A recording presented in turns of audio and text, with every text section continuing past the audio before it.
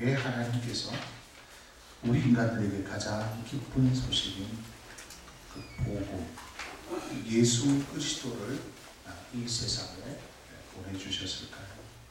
그것은 바로 예수님을 통해서 우리 인간을 구원하시기 위해서 그렇게 하신 것입니다. 누가복음 2장 11절에 보니까 오늘 다윗의 동네에 너희를 위하여 구주가 나셨으니 곧 그리스도 주시니라. 너희를 위하여 구주가 나셨다. 이 구주가 구원주, 구세주라는 그런 뜻입니다. 오늘은 복음을 통해서 우리가 구원받았습니까? 라는 제목으로 말씀을 드리겠습니다. 우리 서로 축복하시기 바랍니다. 당신 구원받았습니까? 구원받았습니까? 네. 우물쭈물하지 마시고 구원받았느냐고 하면 다시 한번 물어보십니다. 구원받았습니까? 네.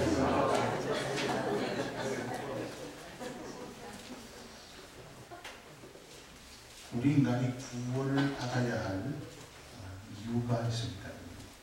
왜 우리 인간이 구원을 받아야 됩니까?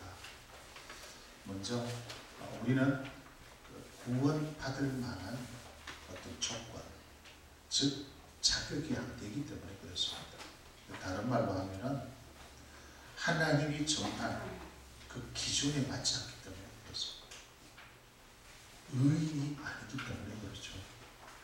여기서 의인이라는 것은 우리가 생각하는 일반적인 윤리적, 도덕적으로 깨끗한 삶을 살고 다른 사람들에게 크게 해를 끼치지 않냐 정직하게 사는 그런 사람을 말하는 것이 아닙니다.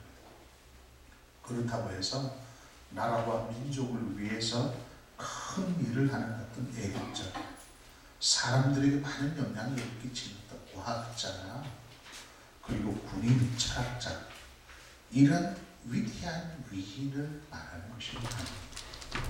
역사적으로 보면 많은 위인들이 있죠. 한글을 만들어서 민중들을 무지에서 깨어나게 했던 것은 세종대왕, 나라의 위기에서 구해낸 어떤 이순신 장군, 일제시대 때 독립운동을 통해서 우리 민족 정신을 일깨웠던 분들이 계십니다. 백번 김구라든지 안창호, 조만식, 이순문 이런 분들이 계시지 않습니까? 성경에서 말하는 의인이라는 것은 완전한 삶을 사는 흠도 없고 티도 없고 죄도 없는 완벽한 인간을 말하는 것입니다. 도저히 죄라고는 찾아볼 수 없는 그런 자를 가지고 성경에서는 의인이라고 그렇게 말을 하는 것입니다. 그래서 이 성경의 기준으로 우리 사람들을 바라보게 되면 의인은 있을 수가 없는 것이죠. 로마서 3장 10절 말씀에 보면 기록된 바 의인은 없나니 하나도 없어요. 그렇게 결론을 해요. 의인은 없다. 우리 인간들에게 의인을 찾아볼래야 찾아보아도 한 사람도 없다. 이게 성경의 결론입니다. 그래서 성경은 다시 우리들에게 이렇게 말씀합니다. 로마서 3장 23절에 보면 모든 사람이 죄를 범하였으며 하나님의 영광에 이르지 못하다니 그렇게 말씀합니다. 모든 사람이 죄를 범했기 때문에 죄가 다 있다는 것이죠. 그래서 하나님의 영광, 하나님 앞에 설 수 없다는 것입니다. 이 세상에서 죄를 범하면 법의 심판을 받게 됩니다. 민법을 통해서나 형법, 형사법을 통해서 반드시 재판을 받아야 합니다. 여러분 자신을 향하여 한번 조용히 질문을 한번 해보십시오. 제가 한 1분 동안 시간을 줄 테니까 여러분 자신을 향하여 이렇게 질문을 던져보시기 바랍니다. 나는 진짜 하나님 보시기에 죄인인가 의인인가? 자기 자신을 향하여 질문을 한번 던져봐야 돼. 내가 진짜 정직하게 살고 있는가? 내 양심에 부끄러움이 없는가? 진짜 내 다른 사람한테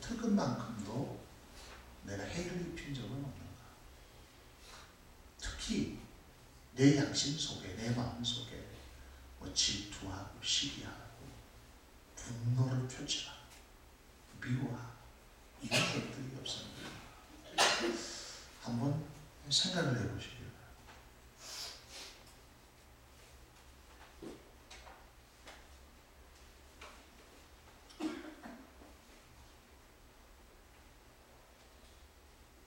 (1분이라는) 시간도 자기 자신을 향해 투자하지 않는다는 것을 알 수 있죠. 1분이 지금 이 시간에는 굉장히 긴 것처럼 느껴집니다. 근데 우리는 하나님 앞에서 단 1분도,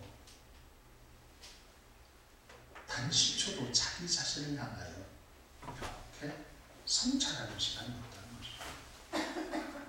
그렇기 때문에 자기 자신에게는 늘 관대합니다.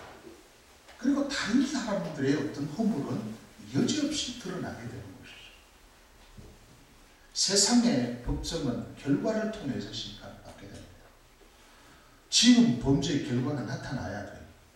뭐 도둑질을 했다든지, 내가 폭행을 했다든지, 어떤 재산적으로 피해를 입혔다든지, 어떤 정신적으로 그리고 명예를 실추시켰다든지, 이런 것들이 명백하게 드러날 때 세상 법정은 이루어지게 됩니다.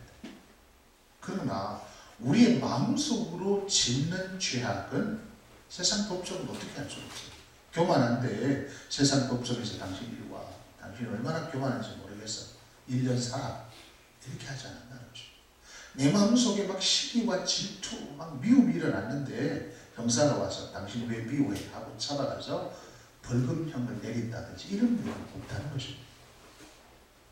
그래서 세상의 법정은 우리 인간의 어떤 이 범죄를 다루는 데는 한계가 있을 수밖에 없는 것이죠.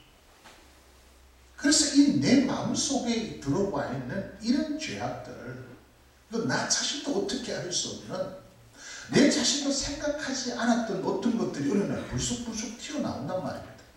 나는 원하지 않는데 내 자란 어떤 환경과 배경 때문에, 내 마음속에 어떤 깊은 상처 때문에 자꾸만 어떤 왜곡된 모습으로 나타나기 시작하는 거예요. 이건 어떻게 할 수가 없는 거예요. 징역형을 상담해서 그것이 사라지는 것은 아닌 것입니다. 그래서 사람들은 무엇을 만들어냅니까?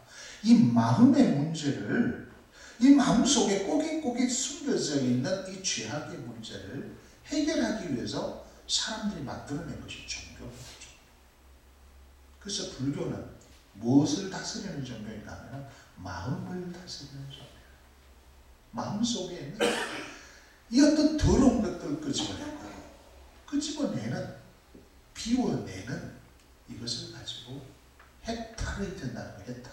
마지막 내 마음속에 남아있는 죄악의 찌꺼기를 탁 마지막으로 끄집어냈을 때 부처님도 다 끄집어내지 못했어요. 법정스님도 40년 동안 도를 닦았지만 자기 속에 있는 끊임없는 샘물을 기르듯이 자기 속에 있는 그 죄악, 그것을 다 끄집어내지 못했다는 것이에요. 그래서 우리 주변에 보면은 정말로 선한 양심을 지켜내는, 정말로 착하게 사는 사람들이 많이 있습니다. 그러나 나는 한 번도 누구를 위한 적도 없고 욕심을 품은 적도 없고 시기하지도 않았습니다. 나는 다른 사람들에게 한 번도 상처를 주지 않고 나는 깨끗한 삶을 살았다 라고 자신 있게 말할 수 있는 사람은 없다는 것입니다. 결국 하나님이 말씀하고 있는 죄인, 의인은 명백하게 구분이 될 수 있는 것이었어요. 그래서 하나님께서 말씀하시는 의인은 점도 티도 흠도 없어야 되는 것입니다. 내가 한평생 살면서 한 번도 죄를 지으면 안 되는 거예요. 완벽한 삶을 사는 사람만이 의인인 것입니다. 그러나 내가 무지 중에라도 내가 모르고 지은 죄라 할지라도 단 한 가지 죄만 있어도 하나님은 그 사람을 향하여 의인이라 하지 않고 죄인이라고 한다는 것입니다. 그 죄는 반드시 누구 앞에서? 하나님 앞에서 심판을 받아야 해요. 마지막 심판이 무엇입니까? 지옥에 떨어지는 것입니다. 하나님이 원하시는 완벽한 의인은 천국에 들어가고, 죄인은 단 한 가지의 죄가 있더라도 그 죄인은 영원한 형벌인 지옥에 떨어지는 것입니다.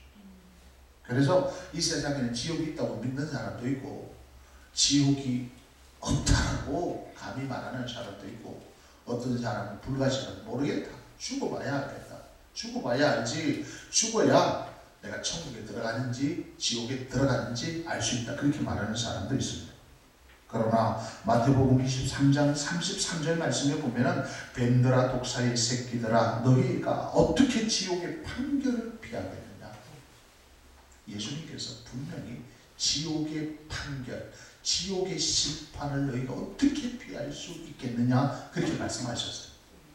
사복음서에 보면은 예수님께서 천국에 대해서도 많이 강조하셨고, 그리고 지옥에 대해서도 많이 강조했습니다. 이거 천국과 지옥에 대해서 설교한 내용을 비교해 보면은 지옥에 대해서 훨씬 더 많이 말씀했다는 것을 알 수가 있습니다.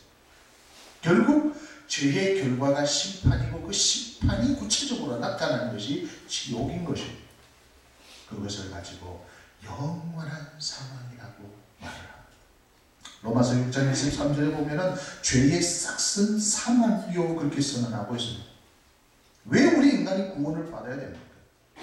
이것은 바로 우리 인간은 완전한 의인이 아니기 때문입니다. 죄인이기 때문에 그렇습니다. 죄의 심판으로 지옥에 떨어져 영원한 형벌을 받기 때문에 우리 인간은 구원을 받아야 되는 것입니다. 구원을 받기 위해서 우리가 해결해야 할 문제가 있습니다. 그 문제가 무엇입니까? 죄입니다. 다 같이 따라하겠습니다. 죄입니다. 죄. 우리를 하나님 영광에 이르지 못하게 만드는 그 죄, 나의 힘으로 어떻게 할 수 없는 그 죄, 나는 죄를 짓지 말아야지 하는데도 어느새 모르게 내 마음속에 미움의 싹이 어느 날 트고 있는 것입니다. 자기 자신도 놀랄 수밖에 없는 것입니다. 이 죄 문제를 해결하지 않으면 우리는 하나님의 영광, 하나님의 나라에 들어갈 수 없는 것입니다. 그래서 예수님께서 이 땅 가운데 오신 이유가 뭡니까? 죄를 멸하러 오신 것입니다. 할렐루야. 이 죄 문제를 해결하시기 위해서 오셨다는 것입니다. 그렇다면 하나님께서 우리 인간을 향하여 말씀하고 있는 죄가 무엇입니까? 여러 가지 죄가 있을 수 있죠. 그 첫 번째 죄가 무엇인가 하면은 요한복음 16장 9절 말씀에 보면은 죄에 대하여라 하면 그들이 나를 믿지 아니하며, 가장 큰 죄가 무엇인가 하면은 하나님을 믿지 아니한 불신의 죄악이라는 것입니다. 하나님을 믿지 아니한 것은 바로 하나님께서 가장 첫 번째 큰 죄로 여기는 거예요. 죄라는 단어가 하마티아라는 단어. 이 하마티아라는 단어는 표적에서 빗나가다, 목적을 잃어버렸다, 이런 뜻입니다. 활을 쏘는 군사가 활 시위를 당겨가지고 어디를 향해서 쏴야 되는가 하면 앞에 있는 표적을 향하여 쏴야 돼요.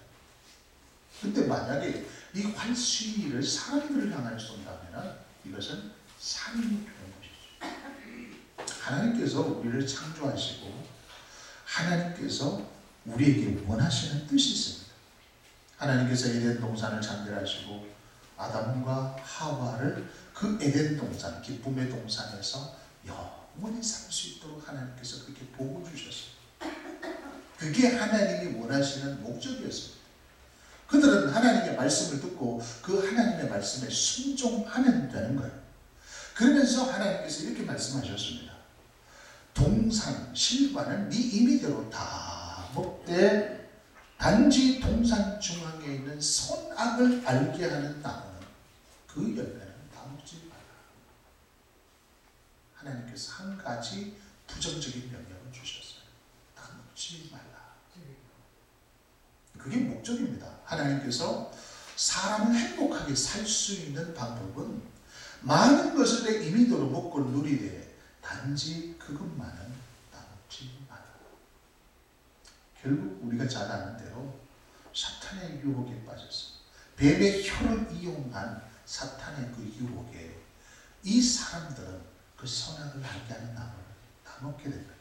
이것이 죄가 되는 거예요. 왜? 하나님께서 그들을 만드신 목적, 표적을 잃어버렸기 때문에 그렇습니다. 그것이 불순종의 죄악입니다. 우리가 하나님을 제대로 믿고 섬기게 되면 불순종의 삶을 사는 것이 아니라 순종의 삶을 살게 되어 있습니다.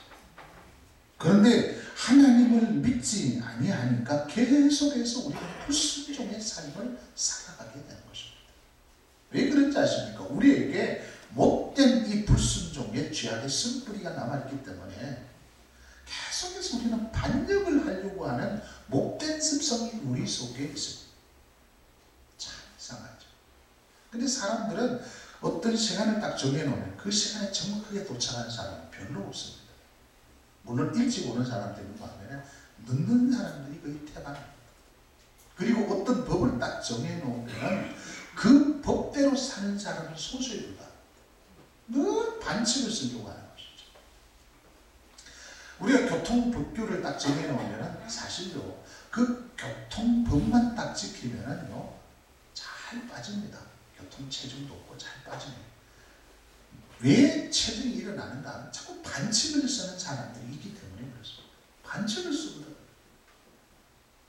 우리 속에는 그런 죄성이 있기 때문에 자꾸만 이런 어그러진 길로 가려고 하는 반역의 모습들이 나타나기 시작하는 거예요. 결국 하나님을 믿지 아니하는 이 불순종의 죄로 말미암아 그 결과가 어떻게 나타납니까? 사망으로 나타나는 것, 죽는 것입니다. 왜? 죄의 독성이 우리 속에 들어왔기 때문에 결국 우리는 죽게 만드는 것입니다. 죄의 싹성이 사망이다. 그리고 결국에는 하나님과 우리 관계가 멀어지게 되는 것입니다. 그렇죠? 내가 상대방하고 나와 좋은 관계 속에 있을 때는 굉장히 그 관계가 좋습니다. 그러나 어느 날 그 사람을 내가 비방했습니다. 내가 그 상대방에게 내가 잘못을 할 때는 어떻게 됩니까? 그 관계가 여지없이 깨뜨려져요. 하나님과 우리 사이도 마찬가지죠. 우리 인간이 하나님의 말씀에 순종할 때는 하나님과의 관계가 너무너무 좋은 겁니다. 그런데 어느 날 일방적으로 우리 사람이 불순종하기 시작하는 거죠. 하나님의 말씀을 듣지 않아요. 그러니까 하나님은 그 본chất 때문에 그 관계가 깨뜨려져 버린다는 거예요. 그래서 골로새서 1장 21절에 보면은 전에 악한 행실로 멀리 떠난 마음으로 원수가 되었던 너희를 그렇게 말씀합니다. 결국 하나님과 우리 인간 사이에 원수되게 만들었던 것이 바로 죄라는 사실을 발견하게 됩니다. 그리고 마태복음 25장 46절에 보면은 그들은 영벌에 의인들은 영성에 들어가리라. 하나님을 믿지 않는 불신의 죄악에 빠져있는 사람들은 하나님께서 영원한 벌을, 영벌을 내리게 될 수밖에 없다는 것입니다. 그리고 결국 하나님의 진노가 그들에게 머물게 된 것입니다. 요한복음 3장 36절에 보면은 아들을 믿는 자에게는 영생이 있고 아들에게 순종하지 않은 자는 영생을 보지 못하고 도리어 하나님의 진노가 그 위에 머물러 있느니라. 하나님의 진노가 임하니까 결국 어떻게 됩니까? 그들은 영원한 심판에 빠지게 되는 것입니다. 요한복음 3장 18절에 보면은 그를 믿는 자는 심판을 받지 아니하는 것이요 믿지 아니하는 자는 하나님의 독생자 이름을 믿지 아니함으로 벌써 심판을 받은 것이니라 그렇게 말씀합니다. 죄의 결과로 말미암아 우리 인간은 영원한 사망이 오게 되었고 하나님의 원수가 되었고 결국 하나님으로부터 영원한 영벌인 하나님의 진노가 임하여 하나님의 심판을 받게 되는 것입니다. 이게 죄의 결과예요. 우리가 구원을 받기 위해서는 이 죄의 문제를 해결해야 된다는 것입니다. 그런데 우리 인간에게는 이 죄의 문제를 해결할 방법이 없습니다. 그래서 사람들은 인간의 노력을 통해서 그것을 해결하려고 한다는 것입니다. 더 많은 공로를 쌓고 더 많은 업적을 쌓고 인간적인 노력을 통해서 이 죄 문제를 해결해 보려고 하고 있다는 것입니다. 그렇다면 이 죄를 해결할 수 있는 방법이 무엇이겠습니까? 성경은 우리들에게 명쾌하게 죄 문제를 해결할 방법을 가르쳐 주고 있습니다. 오늘 로마서 10장 9절 말씀을 한번 보십시오. 9절 말씀 다 같이 한번 봉독하겠습니다. 9절 말씀 다 같이 시작. 내가 만일 내 힘으로 예수를 주로 신뢰하며 또 하나님께서 그를 죽은 자 가운데서 살리신 것을 내 마음에 믿으면 구원을 받으리라. 자, 이 말씀을 보십시오. 내가 만일 내 입으로 예수를 주로 시인하며, 이 말씀이 무슨 얘기입니까? 내 입술을 통해서 예수님이 바로 나의 구원자이시고 나의 주님이시고 이 죄 문제를 해결하실 수 있는 유일한 분이시구나, 그렇게 고백하면 또 하나님께서 그를 죽은 자 가운데서 살리신 것을 내 마음에 믿으면 구원을 받으리라, 그렇게 말씀합니다. 지난주에 저는 복음에 대해서 말씀을 드렸어요. 자, 복습을 해봅시다. 복음의 핵심이 뭐라고 했습니까? 큰 소리로 복음의 핵심이 뭡니까? 복음이 누굽니까? 더 큰 소리로 복음이 누구예요?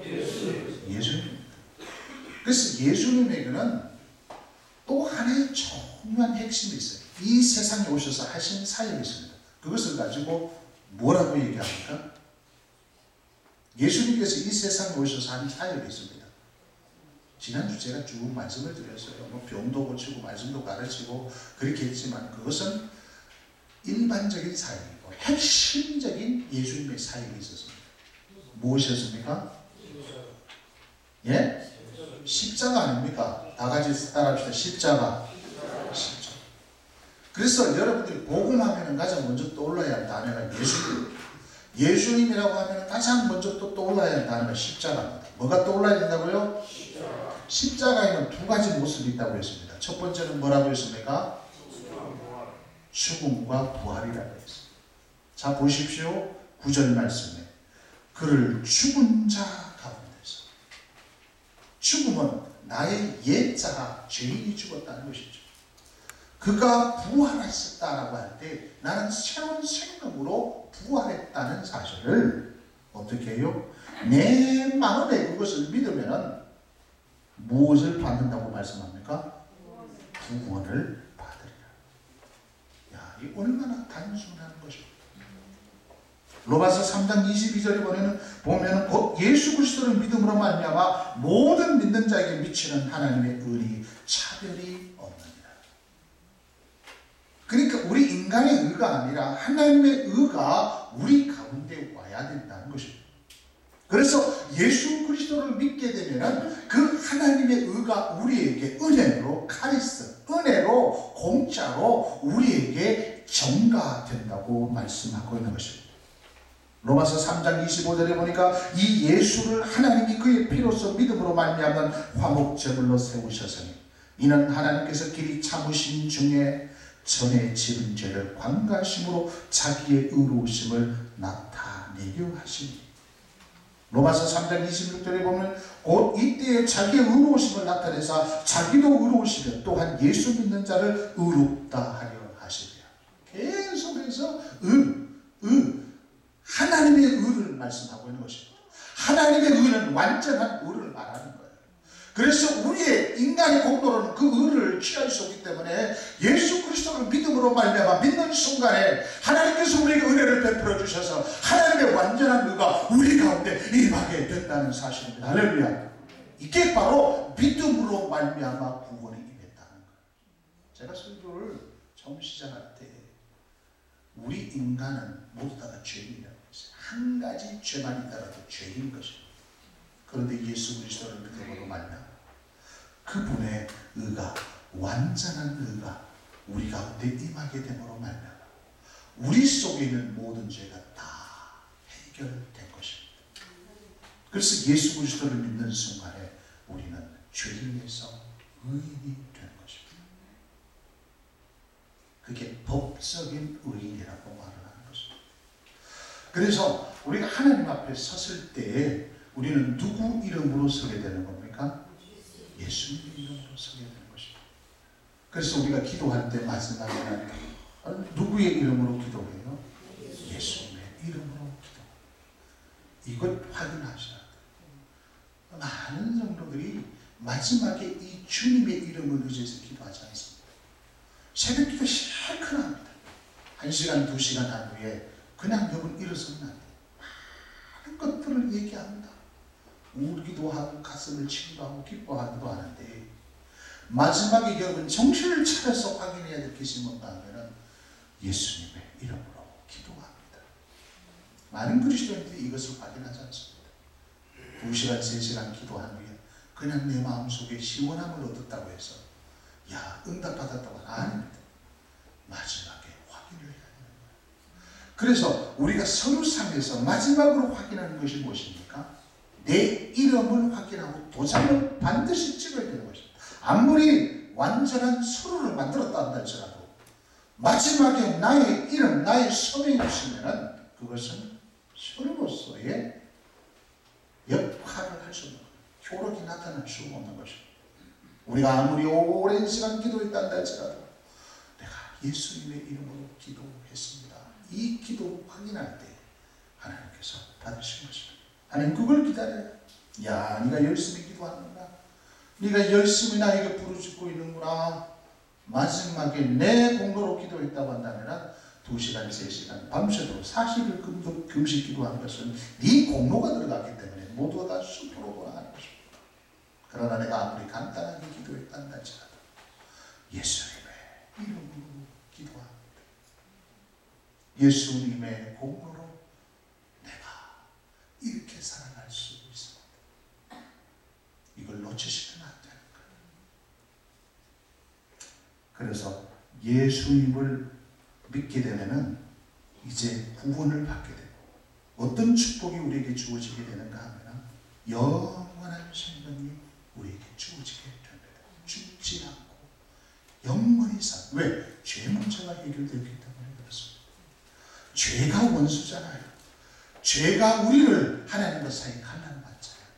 그런데 그 예수님을 믿음으로 말미암아 그 지긋지긋한 죄 문제가 해결됐는데 그래서 요한일서 5장 12절을 보니까 아들이 있는 자에게는 생명이 있고 하나님의 아들이 없는 자에게는 생명이 없느니라. 예수 믿으면 우리 속에 예수님의 생명이 법적으로 우리 속에 들어와서 예수님처럼 영원히 살 수 있게 되는 것입니다. 우리는 이제 하나님의 자녀가 되는 것이죠. 요한복음 1장 12절에 보니까 영접하는 자 곧 그 이름을 믿는 자들에게는 하나님의 자녀가 되는 권세를 주셨으니 더 이상 이제는 우리가 하나님과 원수관계가 아닙니다. 원수관계를 만들었던 그 죄가 해결되었는데 이제 하나님과 우리 사이는 자녀와 아버지의 관계가 된다는 것입니다. 그래서 하나님을 향하여 아버지라고 부를 수 있게 된 것입니다. 공부를 많이 한다고 해서 하나님을 아버지라고 부르게 되는 게 아니에요. 어느 날 갑자기 내 속에 하나님을 향하여 아버지라고 부르게 된다는 것입니다. 로마서 8장 15절 너희는 다시 무서워하는 종의 영을 받지 않았고 양자의 영을 받았으므로 우리가 아빠, 아버지라고 부르시느니라. 예수 믿으면 이제 하나님의 자녀가 되었기에 하나님을 나의 아버지라고 부를 수 있게 되었다는 것이죠. 하나님보다 더 든든한 배경이 어디에 있겠습니까? 성경에 보면 하나님의 자녀들에게 약속한 풍성한 것들이 얼마나 많이 있습니까? 그것을 누릴 수 있게 되었다는 것입니다. 그래서 신앙생활이라는 것이 뭐냐면 구원받은 사람들이 사는 삶을 가지고 신앙생활이라고 얘기합니다. 자, 이 과정을 진짜 내가 몸소 체험을 했다면 죄와는 피 흘리기까지 싸워야 되는 거예요. 쉽게 죄를 지을 수 없습니다. 왜냐하면 그 죄가 얼마나 우리를 고통스럽게 했다는 것을 알고 있기 때문에 그렇습니다. 그리고 내가 범죄했더라도 내 양심 속에는 예수의 영이 있기 때문에 그 죄가 걸리게 되는 거예요. 금방금방 드러나서 어떻게 하겠어요? 회개하게 된다는 것입니다. 사랑하는 여러분, 구원 받았습니까? 정말로 구원 받았습니까? 우리 인간은 구원 받아야 죄입니다. 하나님 앞으로 나아갈 수 없는 죄 문제를 해결하는 방법은 오직 예수 그리스도를 믿음으로 말미암아 가능합니다. 예수 그리스도를 믿고 구원받아 사망과 원수, 영벌 하나님의 진노 심판의 자리에서 영원한 생명을 소유하는 하나님의 자녀가 되어서 하나님을 아버지라고 부르면서 천국의 축복을 누리면서 매일매일 행복한 삶을 살아가는 여러분 되시기를 예수 그리스도의 이름으로 축복합니다. 기도하겠습니다. 하나님 아버지, 오늘도 우리에게 귀한 복음을 들려주심을 감사합니다. 우리 그리스도인들에게 있어서 가장 중요한 구원에 대해서 오늘 말씀을 드렸습니다. 이 말씀이 이해되어지게 하시고 이 말씀이 나의 것이 되어서 구원의 축복을 날마다 누리며 살아갈 수 있는 우리들이 되게 해 주시옵소서. 예수 그리스도의 이름으로 기도하옵나이다. 아멘.